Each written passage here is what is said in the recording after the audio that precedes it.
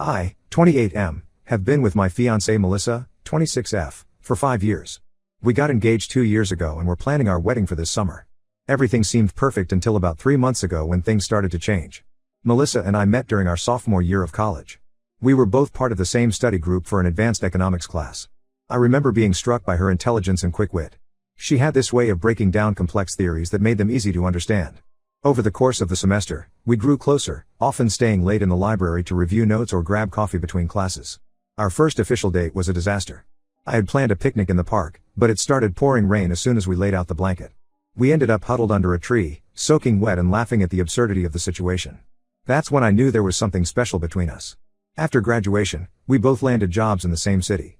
I went into finance while Melissa pursued a career in marketing. We moved in together after a year, renting a small apartment downtown. It was a big step, but it felt right. We complemented each other well. I was the planner, always thinking ahead, while Melissa was more spontaneous, pushing me out of my comfort zone. Our relationship wasn't without its challenges. We had our fair share of arguments, usually about small things like whose turn it was to do the dishes or whether to spend holidays with my family or hers.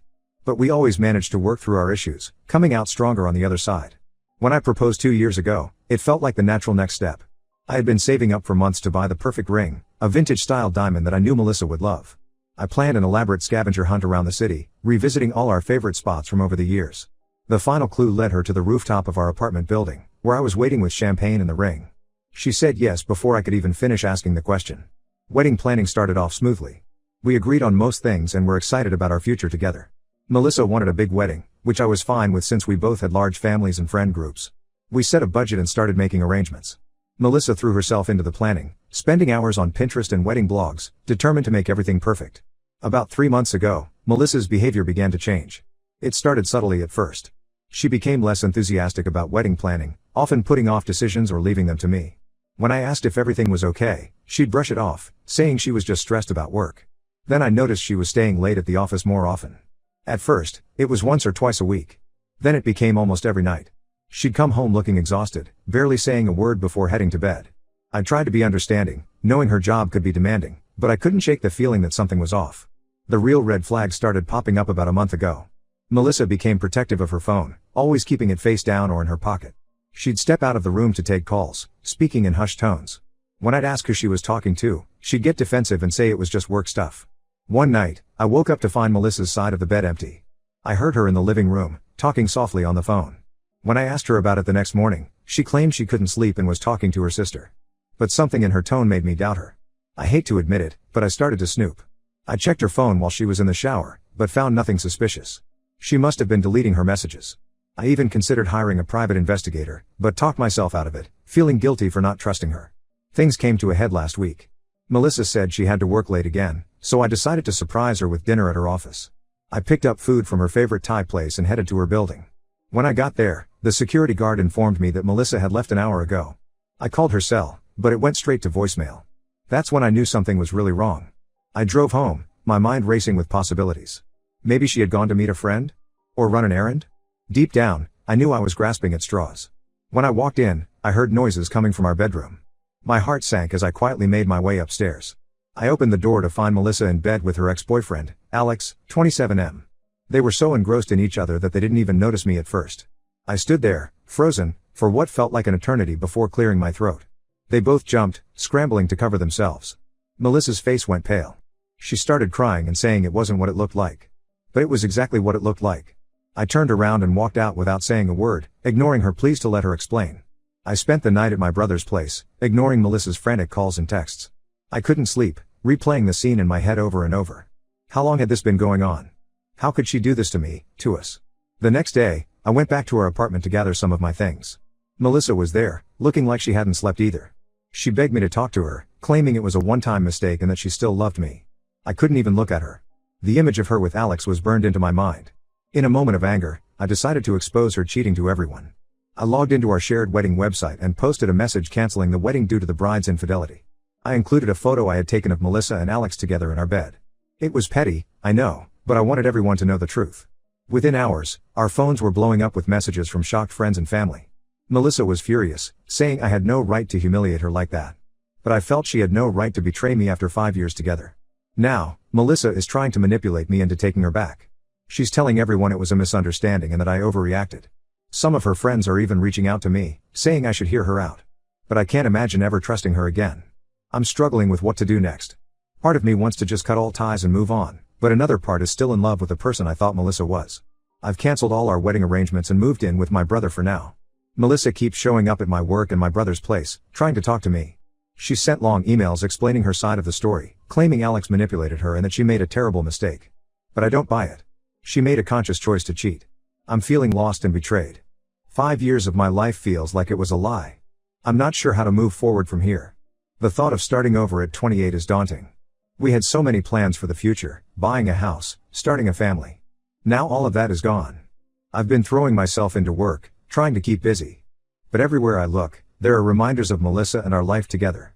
I can't even go to my favorite coffee shop without thinking about all the Sunday mornings we spent there. My friends and family have been supportive, but I can tell they don't know what to say. They keep telling me I'll find someone better, but right now, I can't imagine ever trusting anyone again. I know I need to start making decisions about our shared assets, the apartment lease, joint bank accounts, even our dog. But it all feels overwhelming. Every time I think about it, I'm hit with a fresh wave of grief and anger. Any advice would be appreciated. How do I move on from this? How do I trust again? And most importantly, how do I make sure Melissa understands that we're really over this time? Update 1. It's been 2 weeks since my last post, and a lot has happened. First, I want to thank everyone for their support and advice. It really helped me gain perspective on the situation. After my initial post, things got even more complicated. Melissa continued her attempts to contact me, escalating to the point where she was calling my family members and close friends, trying to get them to convince me to talk to her. It was exhausting and infuriating. My mom, who had always loved Melissa like a daughter, was particularly upset. She kept pushing me to at least hear Melissa out, saying that 5 years was too long to throw away without a conversation. I finally agreed to meet with Melissa in a public place, mainly to tell her to leave me alone. We met at a coffee shop, and I brought my brother along for support. As soon as Melissa saw me, she burst into tears. She looked terrible, like she hadn't slept or eaten properly in days. For a moment, I felt a pang of concern, but then I reminded myself of what she had done. Melissa launched into a tearful explanation, claiming that Alex had been manipulating her for months. According to her, they had run into each other at a work conference 6 months ago. Alex had apologized for how their relationship had ended in college and asked to be friends. Melissa said she thought it was harmless at first, just catching up with an old friend. But then, Melissa claimed, Alex started threatening to reveal embarrassing secrets from her past if she didn't sleep with him. She said she felt trapped and didn't know how to get out of the situation without ruining our relationship. She swore that she had only slept with him that one time, the night I caught them. I listened to her story, but it didn't add up. If she was being blackmailed, why didn't she come to me for help? We had always been open with each other about our pasts. What secrets could be so terrible that she'd risk our entire future? When I pointed this out, she backtracked and said she was just confused and made a mistake. During our conversation, Melissa's phone kept buzzing. She ignored it at first, but then I saw Alex's name pop up on the screen. That's when I knew she was still lying. I stood up, told her I was done with her games, and left. My brother stayed behind to make sure Melissa didn't follow me. The next day, I received an anonymous email. The sender claimed to be a coworker of Melissa's who couldn't stand by and watch her lie anymore. Attached were screenshots of text conversations between Melissa and Alex. They dated back several months and clearly showed that their affair had been going on for a while. It wasn't a one-time mistake or a case of blackmail. They had been planning meetups and exchanging explicit messages regularly. Reading through those messages was like a punch to the gut. There were texts from days when I thought we were happy, planning our future together. Days when Melissa had looked me in the eye and told me she loved me, all while arranging to meet Alex behind my back. I forwarded these screenshots to Melissa, telling her this was the last time I would contact her and that I wanted her out of my life for good. She responded with a barrage of messages, alternating between apologies, excuses, and accusations that I was being cruel and unforgiving. At this point, I decided to take more drastic action. I blocked her number and email, and I've instructed my family and friends to do the same. I've also consulted with a lawyer about getting a restraining order if she continues to harass me or show up at my workplace. On a more positive note, I've started therapy to help process everything that's happened. It's been helpful to talk through my feelings with a professional. In our first session, my therapist pointed out that it's normal to feel a range of emotions: anger, sadness, confusion, even moments of missing Melissa. He's helping me work through these feelings in a healthy way. I've also been focusing on reconnecting with friends and family who have been incredibly supportive throughout this ordeal. My college roommate, who lives in a nearby city, has been driving down every weekend to hang out and keep my mind off things. We've been revisiting old hobbies that I had let fall by the wayside during my relationship with Melissa, playing guitar, hiking, even trying our hand at homebrewing. I've moved out of my brother's place and found a small apartment of my own. It's been both liberating and scary to start over on my own, but I know it's necessary for my healing process. The apartment is in a completely different part of town from where Melissa and I lived, which helps avoid painful reminders. As for the wedding, I've managed to get refunds for most of the major expenses. Some vendors were understanding of the situation and waived their cancellation fees. I'm using some of that money to plan a trip with my best friends as a way to reset and clear my head. We're thinking of doing a road trip down the coast, something I've always wanted to do but never had the time for. Dealing with our shared assets has been challenging. We didn't own property together, thankfully, but we did have joint bank accounts and credit cards. I've frozen all shared accounts and am in the process of separating our finances. It's tedious work, but it feels good to be taking concrete steps towards independence. The hardest part was figuring out what to do about our dog, Max. We had adopted him together 2 years ago, and he was like our child.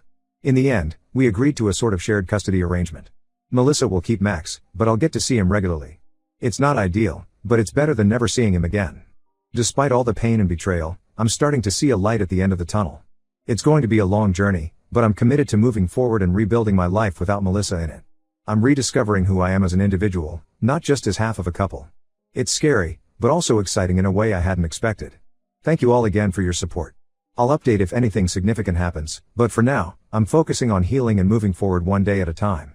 Update 2. It's been about a month since my last update, and I wanted to share some new developments. First, the good news, I'm slowly but surely starting to feel like myself again. The therapy sessions have been incredibly helpful, and I've been focusing on self-care and personal growth. I've taken up running and joined a local photography club, both of which have been great outlets for stress. I've also been reconnecting with old friends and making new ones. Last weekend, I went to a barbecue at my coworker's place and actually had a good time. It was the first social event I've truly enjoyed since the breakup. I even found myself laughing and joking around, which felt like a huge step forward. Work has been a welcome distraction. I've thrown myself into a new project, which has been challenging but rewarding.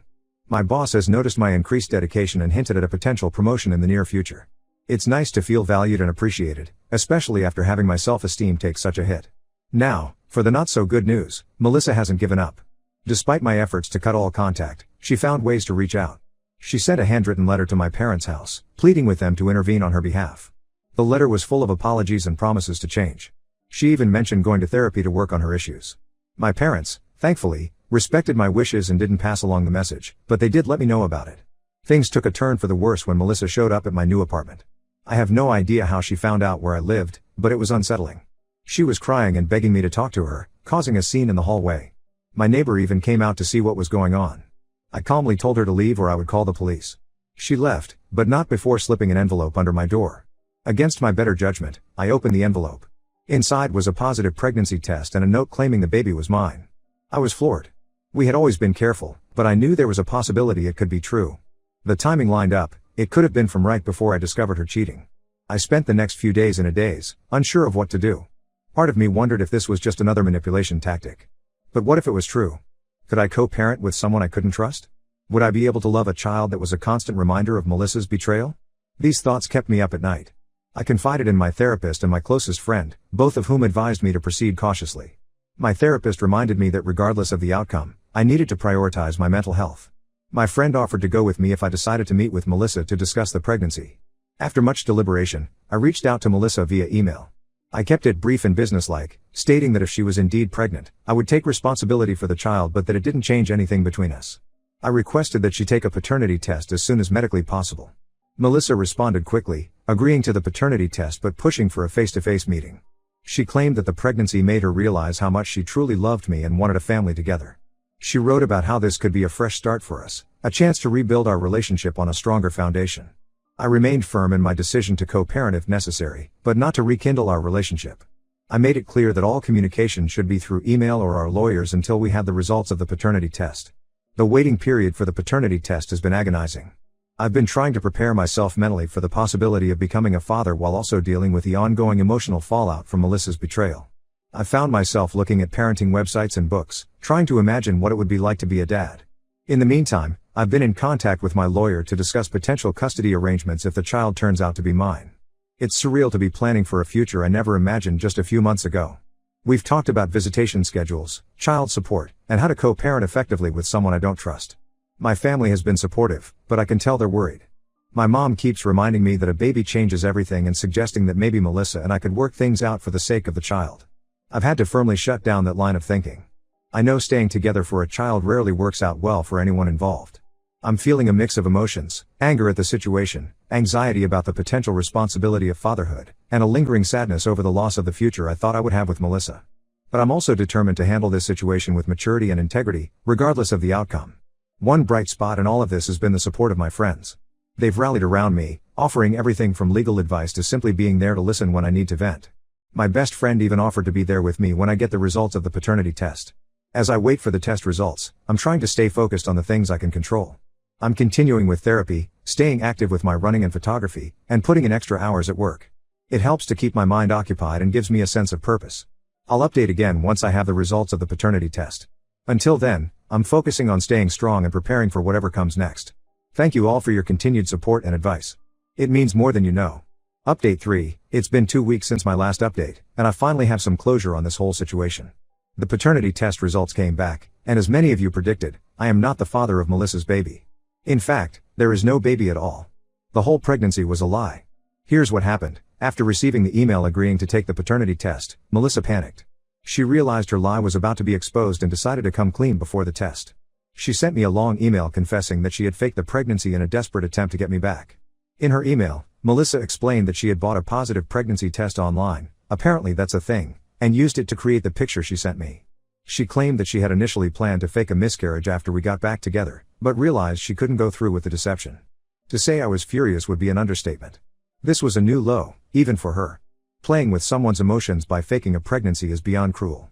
I felt manipulated, used, and frankly, disgusted. I forwarded the email to my lawyer and asked about our options for a restraining order. Given this latest stunt and her previous behavior, we had a strong case. My lawyer advised me to document all instances of contact from Melissa, including the fake pregnancy claim, to build our case. I didn't respond to Melissa's email. Instead, I let my lawyer handle all communication. We filed for a restraining order, which was granted given the evidence of her ongoing harassment and the fake pregnancy claim. The judge was particularly concerned about the escalating nature of Melissa's behavior. With the restraining order in place, I finally feel like I can breathe again. Melissa is legally required to stay away from me, my home, and my workplace. It's not a permanent solution, but it gives me the space I need to heal and move on. This whole experience has been a roller coaster of emotions, but I'm coming out of it stronger. I've learned a lot about myself and what I want in a relationship. Trust and honesty are non-negotiable for me now. I've also realized the importance of maintaining my own identity and interests within a relationship. I'm continuing with therapy and focusing on building a life I love. I've been promoted at work and I'm planning a solo trip abroad next month. It feels good to be making decisions just for myself again.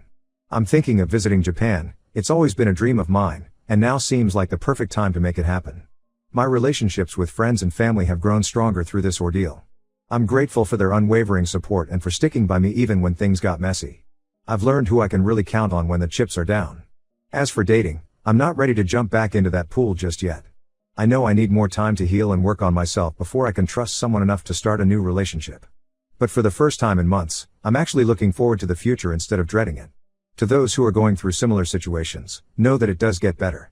It's not easy, and there will be setbacks, but you can come out the other side stronger and wiser. Don't be afraid to lean on your support system and seek professional help if you need it. Thank you all for your support throughout this journey. Your advice and kind words have been a lifeline during some of my darkest moments. I'm looking forward to the next chapter of my life, whatever it may bring.